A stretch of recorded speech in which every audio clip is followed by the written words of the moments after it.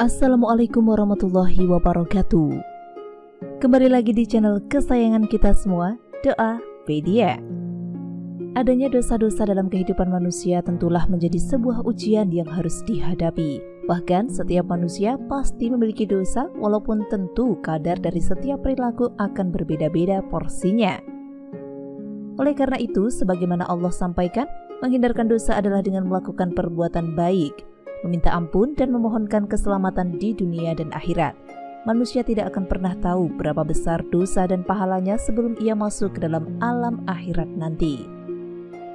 Dalam aspek dosa, ada dosa-dosa besar yang dapat merugikan manusia dan tentunya mendapatkan teguran besar pula dari Allah Subhanahu wa Ta'ala. Berikut adalah 3 dosa besar dalam Islam yang dapat disampaikan dalam video berikut ini. Hal ini sebagaimana disampaikan oleh Rasulullah dalam sebuah hadis. Dosa-dosa yang paling besar itu adalah syirik kepada Allah, durhaka kepada kedua orang tua, dan persaksian palsu atau perkataan dusta. Hadis riwayat Bukhari dan Muslim. Nah, apa sajakah yang termasuk dosa-dosa besar dalam Islam dan siksanya kelak di akhirat? Sebelum lanjut, silakan klik tombol subscribe untuk berlangganan di channel Doapedia. Aktifkan icon lonceng pada layar Anda untuk mendapatkan update video dari channel ini seputar doa, amalan, dan juga khasanah pengetahuan tentang Islam. Jika Anda suka dengan video ini, silakan boleh diklik tombol like. Bagikan juga ke seluruh sosial media yang Anda punya agar video ini lebih bermanfaat untuk banyak orang.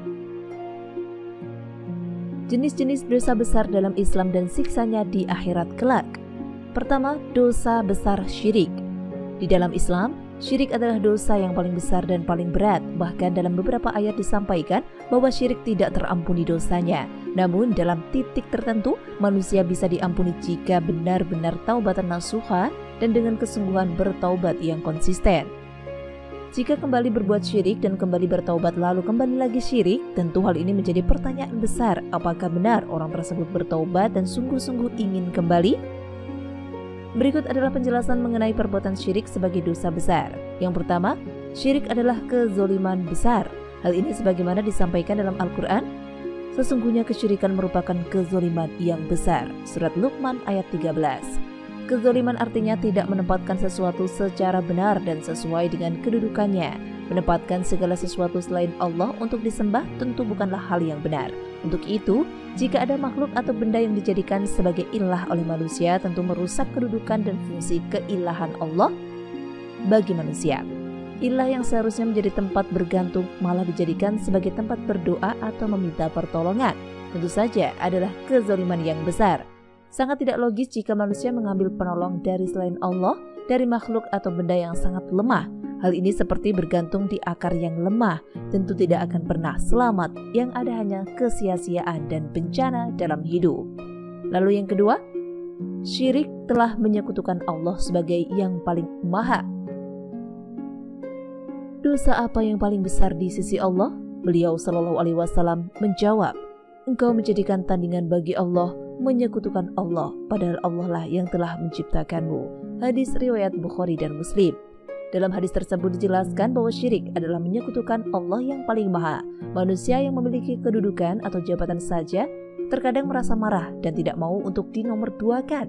Apalagi jika yang disekutukan atau diduakan adalah Allah sebagai pencipta yang paling maha di seluruh alam semesta.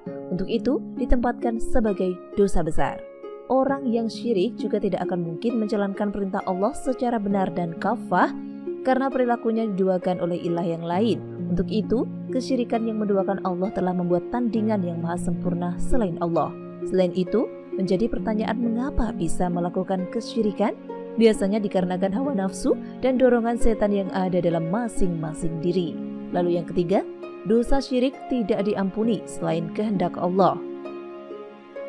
Sesungguhnya Allah tidak akan mengampuni dosa syirik dan Dia akan mengampuni dosa yang di bawah kesyirikan bagi siapa saja yang dikehendakinya.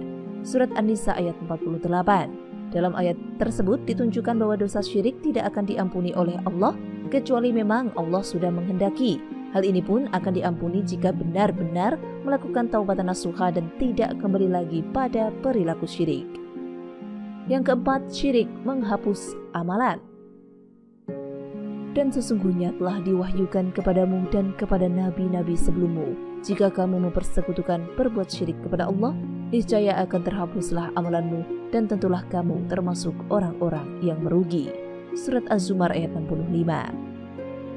Syirik menjadi penghapus bagi amalan-amalan baik. Hal ini dikarenakan perilaku syirik bukan berorientasi kepada kebenaran dan kepada Allah semata. Untuk itu, syirik dapat menghapus amalan baik yang sebelum-sebelumnya. Hal ini tentu menjadi sebuah evaluasi bagi umat muslim agar tidak sembarangan melakukan syirik yang dapat merugikan kelak kehidupan kita di akhirat saat diminta pertanggungjawaban oleh Allah Subhanahu wa taala. Selanjutnya, syirik dibalas dengan neraka. Dosa syirik sebelum meminta ampunan dan taubatan nasuha tentu menjadi pemberat kelak ketika di akhirat. Untuk itu, balasan dari dosa syirik yang sangat berat adalah balasan kelak di neraka. Hal ini sebagaimana disampaikan dalam hadis dan Al-Quran berikut ini. Sesungguhnya orang yang mempersekutukan sesuatu dengan Allah, maka pasti Allah mengharamkan kepadanya Al-Jannah dan tempatnya adalah An-Nar. Tidaklah ada bagi orang-orang yang zalim itu seorang penolong pun. Surat Al-Maidah ayat 72. Kemudian dalam sebuah hadis, barang siapa yang meninggal dunia dalam keadaan dia berdoa, beribadah kepada selain Allah sebagai tandingan atau sekutu bagi Allah, maka dia akan masuk ke dalam An-Nar. Hadis riwayat Bukhari. Kemudian, dosa besar selanjutnya adalah durhaka terhadap kedua orang tua dan berbuat dusta. Selain berbuat syirik atau kesyirikan, bahwa durhaka terhadap orang tua dan berbuat dusta adalah juga dosa besar. Hal ini sebagaimana disampaikan dalam sebuah hadis dalam Al-Quran yang juga merupakan bagian dari dosa besar. Yang pertama, durhaka terhadap orang tua. Dan beribadahlah kalian kepada Allah dan jangan menyekutukannya dengan sesuatu apapun dan berbuat baiklah kepada kedua orang tua. Surat An-Nisa ayat 36. Kedua orang tua telah membesarkan kita dan memberikan separuh hidupnya untuk berjuang membuat anak-anaknya menjadi soleh dan manusia yang sukses. Tentu dosa besar bagi mereka yang durhaka pada kedua orang tua. Kemudian berbuat dusta. Beribadahlah kepada Allah satu-satunya dan jangan menyekutukannya dengan sesuatu pun. Tinggalkan ajaran-ajaran nenek moyangmu yang tidak baik. Beliau juga memerintahkan kepada kami untuk sholat, jujur, menjaga diri dari perbuatan yang haram dan menyambung silaturahmi. Muttafaqun alaih.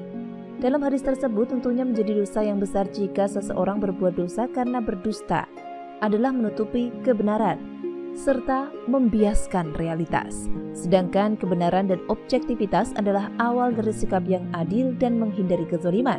Perilaku dusta justru memicu perbuatan yang tidak adil dan zalim. Sesungguhnya perbuatan-perbuatan yang baik itu menghapuskan dosa perbuatan-perbuatan yang buruk. Surat Hud ayat 114.